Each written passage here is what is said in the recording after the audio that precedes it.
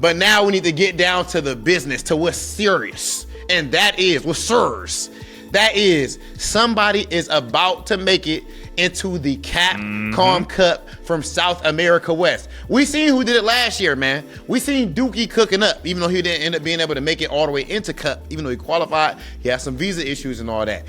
We saw Frozen, of course, actually competing in Cup. Young Ho, who we've seen Young Ho, I feel like Young Ho is the first person I can think of that I ever heard of from this region before CPT Online. Even I heard of Young Ho. He was cooking up in their ranking events back in the offline CPT era, and he had that really close tournament set with Chris T when he traveled over to Chile for one of their events, and he got second, I believe. It was a very close set.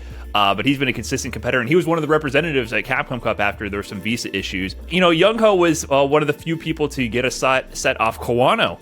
He actually beat Kawano in the group stages. In Cup, Birdie. bro. Do you know how hard that is? Yeah, at the finish line, right? And then Frozen, he had a good run as well. He only went 1-4 in the groups, but he had games on every single set. He was just like on the cusp of closing out these sets. Took a set over Jobby M. So he was doing his thing, a game on Valmaster. So super strong, and he was rocking Nash the whole time, which we mentioned before back in those seasons how Nash was much improved at the end of Street Fighter V, but he was doing it his way. So yeah, lots of super strong competitors in this region.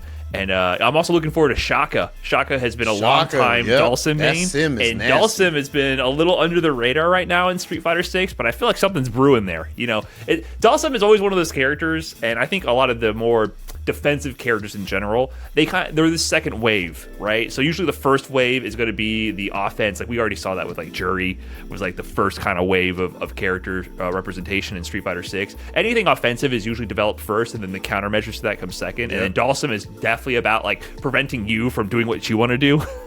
So I think Dhalsim has been low key kind of brewing. They've been cooking up a lot of tech. He's a pretty complex character in this game. He might kind of creep up as the game I think he might kind of creep up in representation. Of just the rush down characters, especially with a dedicated specialist like Shaka. I'm actually really interested to see what he brings to the table in this tournament. But we have a lot of consistent competitors in this bracket. I think we're going to see. I would hope to see a little bit of a shakeup in the results. This is actually a very big bracket for this region, and there's a lot of new names. 200-something people in there. 254 people entered in this bracket.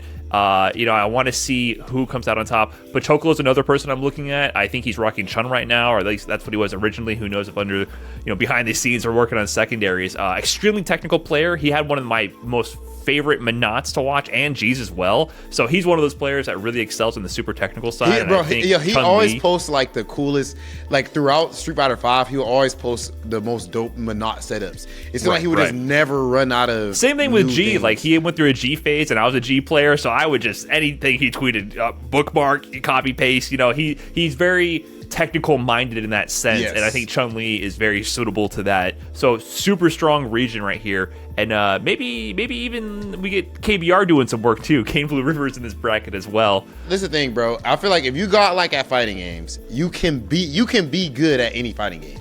I'm not saying that means you're going to automatically reach the top, obviously, but we see what's happening with Sonic Fox. Like, Sonic Fox got like top 24 at EVO. Because in the end of the day, it ends up coming down to the same principles and God. Sonic Fox has gotten top 1 at EVO for 1 billion games.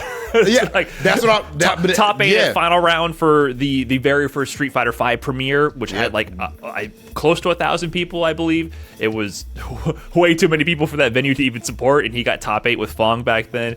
So Sonic Fox there, like a super strong... Boy, you just brought up some real stuff with that little slight comment you made. Boy, I've heard, because I wasn't at that final round. That as far as my first major was the final round after that, but I heard like right. Shoulder to shoulder. When these when Street Fighter's popping, man, it can be tough to be ready to accommodate the crowds it brings. But that's one benefit to these online competitions. We can have infinitely large brackets right here. You got your optimized setup at home ready to go. But back to the original thing, my man's Frozen. The fact that he's willing to switch up characters like that, he already has Capcom Cup experience. Like you said, he already he's won a game against he went 1-4, but he won a game against all of those players that he went up against in his group. And then of course Young Ho as well with that Capcom Cup experience and beating Kawano. Those got to be 2 of the favorites here. But that's all speculation. You feel me, Brian? Because in the end of the day, somebody got to pick up them sticks. You got to go up against your opponent, and right then and there is going to be decided who is the better player on the day. Only one person is going to walk away making it into Capcom Cup with their shot at the $2 million prize pool